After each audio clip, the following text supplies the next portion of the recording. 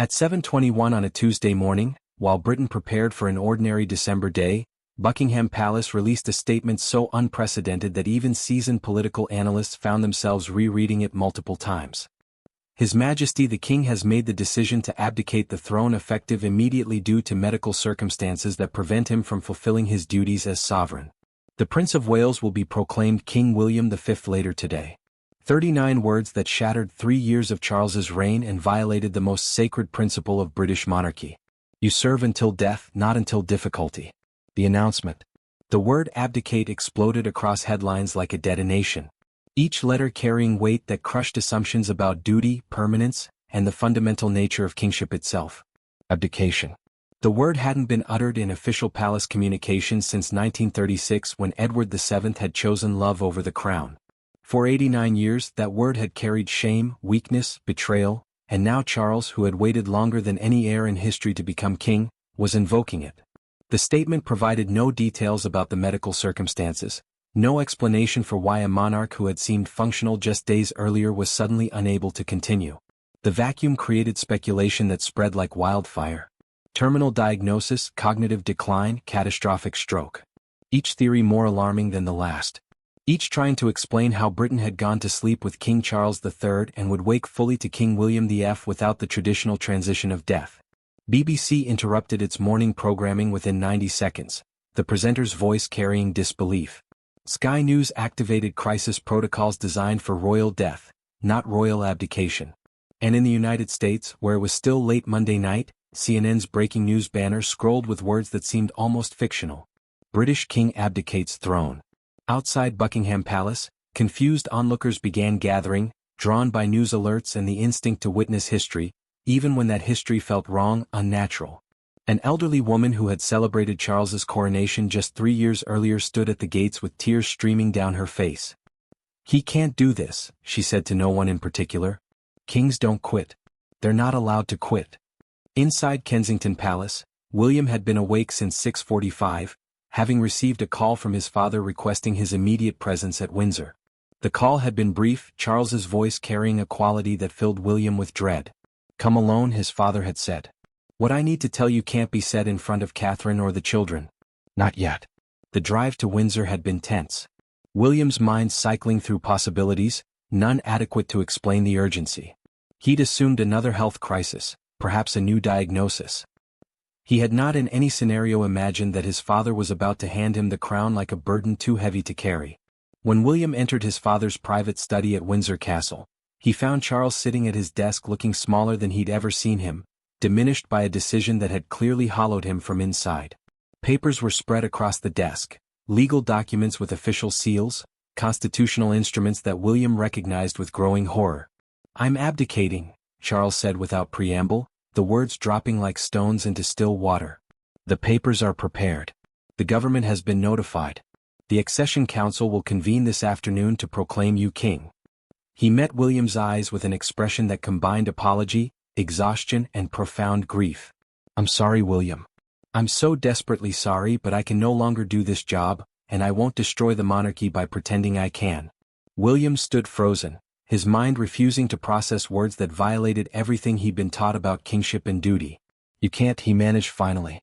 "Dad, you can't abdicate. We don't do that. Not since Edward. Not ever."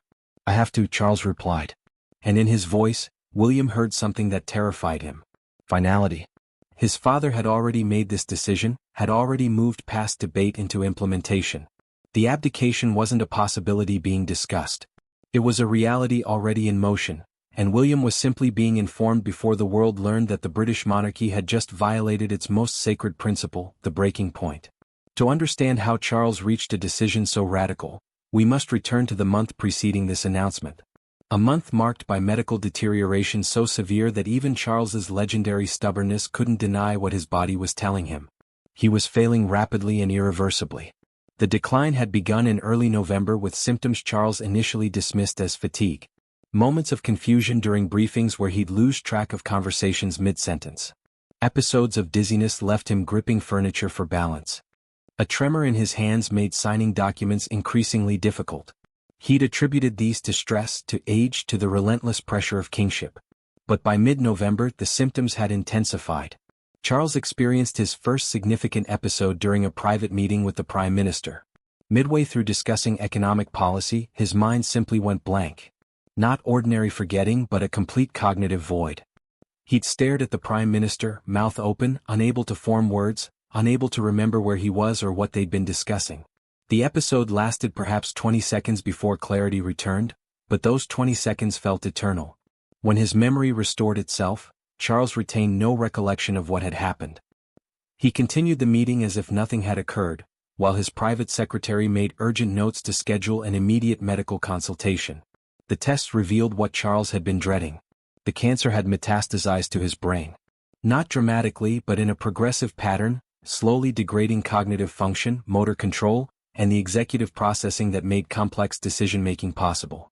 The neurologist, Dr. James Morrison, delivered the diagnosis with clinical precision that couldn't mask its devastating implications. Your Majesty, the imaging shows multiple lesions affecting areas responsible for memory, speech, and coordination. The progression has been rapid, suggesting aggressive advancement. Dr. Morrison displayed brain scans pointing to abnormalities. We can attempt to slow progression with radiation and targeted therapy, but I need to be honest. This is degenerative and irreversible. The symptoms will worsen likely quite quickly. How quickly? Charles had asked, his voice steady despite the terror flooding through him. Months, perhaps a year. The cognitive decline will be progressive. You'll experience increasing difficulty with memory, decision-making, and speech. Motor control will deteriorate. Eventually you'll require full-time care. Dr. Morrison paused. Your Majesty, how much longer do you believe you can fulfill your duties as king? That question had been the catalyst for everything that followed. Charles, in brutal honesty, understood that his ability to serve was already compromised and would only continue degrading. He was experiencing episodes daily now, brief moments where consciousness stuttered or memory failed. He was relying increasingly on written notes for conversations he should have managed naturally. He was exhausting himself, maintaining the appearance of competence, and that appearance was becoming harder to sustain. The constitutional implications were staggering. Britain couldn't function with a monarch whose cognitive abilities were actively failing. The government required a sovereign capable of understanding briefings, making informed decisions, and representing the nation with clarity. The alternative, maintaining a king who was mentally incapacitated while pretending otherwise, would be deception that violated every principle of transparent governance. The turning point came during audiences with foreign ambassadors. Charles had greeted the first ambassador correctly, but when the second stepped forward, his mind went completely blank. He couldn't remember the ambassador's name, couldn't recall which country they represented, couldn't access briefing information he'd reviewed an hour earlier. He'd stood there frozen while his query quietly prompted him. The ambassador, diplomatic and kind, pretended not to notice.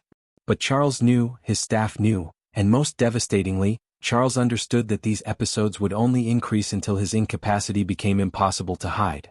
That evening, Charles called William to Windsor for a conversation stretching past midnight as father and son grappled with impossible options. Charles finally spoke the truth he'd been circling. I can't do this anymore. Not effectively. Not honorably. And I won't destroy the monarchy by clinging to a crown I can no longer properly wear. The constitutional crisis. The moment Charles raised the possibility of abdication, constitutional experts across government and palace began scrambling to address a scenario they'd assumed would never occur. Abdication existed in British law technically, but the mechanisms were vague. The precedents catastrophic and the political implications unthinkable. Sir Clive Alderton, Charles's principal private secretary, assembled an emergency team of constitutional scholars, legal experts and government officials for secret meetings at Windsor Castle throughout late November. The discussions carried an air of surreality, brilliant minds debating procedures that existed more in theory than practice. The Abdication Act of 1936 provides some framework, explained Professor Helena Wright, a constitutional historian urgently summoned to advise. But that legislation was drafted for specific circumstances, not medical incapacity. The legal mechanisms exist, but the constitutional implications are vastly different. The primary concern wasn't the legal process, which was straightforward. Charles would sign an instrument of abdication. Parliament would pass enabling legislation and William would immediately become king. The terrifying part was what this meant for the monarchy's fundamental principles. For centuries, the British Crown operated on the understanding that monarchs serve for life, that commitment to duty transcended personal preference. Abdication violated that understanding. This sets a precedent we may never recover from, argued Lord Justice Graham Patterson. If Charles abdicates due to illness, what prevents future monarchs from abdicating for other reasons? Personal unhappiness, political pressure. We're opening a door that the British constitutional monarchy has kept firmly closed since Edward VII nearly destroyed us. But others presented the alternative argument with equal force. Maintaining a king who was cognitively declining, who couldn't effectively fulfill duties, who required constant accommodation, would be its own constitutional crisis. Modern governance demanded transparency, accountability, and competence. Pretending the king was capable when he wasn't would be deception the media age wouldn't tolerate. Princess and provided the brutal clarity everyone needed. My brother cannot continue, she said during a meeting where euphemisms had exhausted themselves. His mind is failing. We've all seen it. The question isn't whether he should step down, but whether we have the courage to acknowledge that sometimes duty means knowing when you can no longer serve. The meetings continued for days. Legal teams drafting documents, experts examining precedents from other monarchies, officials calculating political implications, and throughout Charles participated when his cognition allowed, planning his own departure from a role he'd waited his entire life to inhabit. The most devastating aspect was William's forced participation. He attended meetings where experts debated the timeline of his father's decline, the optimal moment for abdication, and the messaging that would make this step palatable. He listened to people discuss his father's failing mind with clinical detachment. While his own heart broke, during one brutal session, a communications strategist presented polling data about public readiness. Numbers suggested that if properly framed as a medical necessity, the public might accept Charles's decision with sympathy. We frame this as the ultimate act of duty, the strategist explained. The king loves his country so much he's willing to step aside rather than serve ineffectively. William had left that meeting and vomited in a palace bathroom, physically sickened by the reduction of his father's tragedy into a messaging strategy. But he understood this was exactly what had to happen. If Charles was going to abdicate, the transition needed precision that left no room for grief underneath. The final decision came during a December meeting attended by Charles William, Anne, the Prime Minister and the Lord Chancellor. Charles, having experienced 2 episodes that morning, sat at the table and made his announcement. I'm abdicating, he said, his voice carrying finality. The papers will be prepared by week's end. The public announcement will be made immediately thereafter. William will be proclaimed king the same day. He looked around the table. This is not a request. This is a notification of a decision I've already made. My only question is, will you help me do this with dignity or will you force me to collapse publicly while still wearing a crown I can no longer bear? The silence that followed was absolute. Everyone understood that Charles had passed the point of no return. That this wasn't about whether abdication should happen, but about managing how it would happen. A king's conscience. The nights following Charles's decision were the darkest of his reign. Hours spent alone in his study, wrestling with a choice that violated everything he'd been taught about duty and service. His mother had declared she would serve for her whole life, and she'd kept that promise until her final breath. Charles had intended the same, but intention meant nothing when your mind was betraying you. The previous evening had brought another episode. Camilla had found him standing in their sitting room, staring at a bookshelf with complete bewilderment. Charles, she'd said gently, darling, what's wrong? He turned to her, and the look in his eyes had frozen her in place. He didn't recognize her. For 5 terrible minutes, the woman he'd loved for decades was a stranger. Who are you? He'd asked, his voice carrying genuine confusion. Where am I? When awareness returned, when Camilla's face resolved from stranger into beloved wife, Charles collapsed into a chair and wept. I can't keep doing this, he'd said through tears. I can't keep losing pieces of myself while pretending to lead a nation.